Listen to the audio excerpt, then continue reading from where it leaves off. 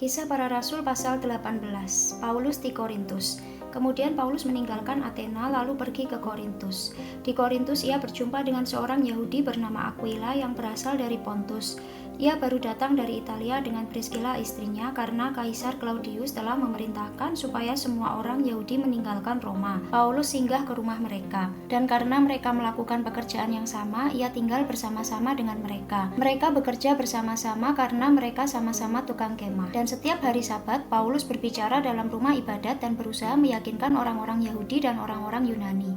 Ketika Silas dan Timotius datang dari Makedonia, Paulus dengan sepenuhnya dapat memberitakan firman di mana ia memberi kesaksian kepada orang-orang Yahudi bahwa Yesus adalah Mesias. Tetapi ketika orang-orang itu memusuhi dia dan menghujat, ia mengebaskan debu dari pakaiannya dan berkata kepada mereka, "Biarlah darahmu tertumpah ke atas kepalamu sendiri.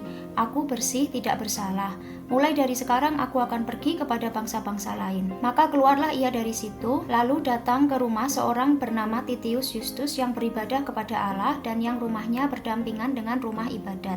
Tetapi Krispus kepala rumah ibadat itu menjadi percaya kepada Tuhan bersama-sama dengan seisi rumahnya, dan banyak dari orang-orang Korintus yang mendengarkan pemberitaan Paulus menjadi percaya dan memberi diri mereka dibaptis. Pada suatu malam berfirmanlah Tuhan kepada Paulus di dalam suatu penglihatan, "Jangan takut, teruslah memberitakan firman dan jangan diam. Sebab aku menyertai engkau dan tidak ada seorang pun yang akan menjamah dan menganiaya engkau sebab banyak umatku di kota ini." Maka tinggallah Paulus di situ selama 1 tahun 6 bulan dan ia mengajarkan firman Allah di tengah-tengah mereka. Akan tetapi setelah Galio menjadi gubernur di Akhaya, bangkitlah orang-orang Yahudi bersama-sama melawan Paulus lalu membawa dia ke depan pengadilan. Kata mereka, "Ia ini berusaha meyakinkan orang untuk beribadah kepada Allah dengan jalan yang bertentangan dengan hukum Taurat." Ketika Paulus hendak mulai berbicara, berkatalah Galio kepada orang-orang Yahudi itu, "Hai orang-orang Yahudi, jika sekiranya dakwaanmu mengenai suatu pelanggaran atau kejahatan, sudahlah sepatutnya aku menerima perkaramu. Tetapi kalau hal itu adalah perselisihan tentang perkataan atau nama atau hukum yang berlaku di antara kamu, maka hendaklah kamu sendiri mengurusnya. Aku tidak rela menjadi hakim atas perkara yang demikian." Lalu ia mengusir mereka dari ruang pengadilan. Maka orang itu semua menyerbu Sostenes, kepala rumah ibadat, lalu memukulinya di dalam pengadilan itu. Tetapi Galio sama sekali tidak menghiraukan hal itu. Paulus kembali ke Antiokhia. Paulus tinggal beberapa hari lagi di Korintus. Lalu ia minta diri kepada saudara-saudara di situ dan berlayar ke Syria sesudah ia mencukur rambutnya di Kengkrea karena ia telah bernasar. Priscilla dan Aquila menyertai dia. Lalu sampailah mereka di Efesus. Paulus meninggalkan Priscilla dan Aquila di situ. Ia sendiri masuk ke rumah ibadat dan berbicara dengan orang-orang Yahudi. Mereka minta kepadanya untuk tinggal lebih lama di situ, tetapi ia tidak mengabulkannya. Ia minta diri dan berkata, "Aku akan kembali kepada kamu jika Allah menghendakinya."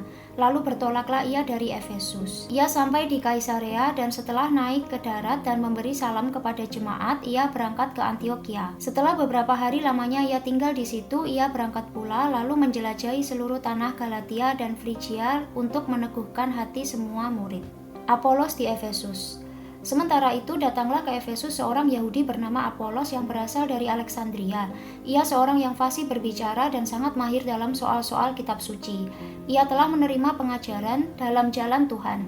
Dengan bersemangat ia berbicara dan dengan teliti ia mengajar tentang Yesus, tetapi ia hanya mengetahui baptisan Yohanes.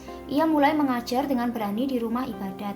Tetapi setelah Priscilla dan Aquila mendengarnya, mereka membawa dia ke rumah mereka dan dengan teliti menjelaskan kepadanya jalan Allah.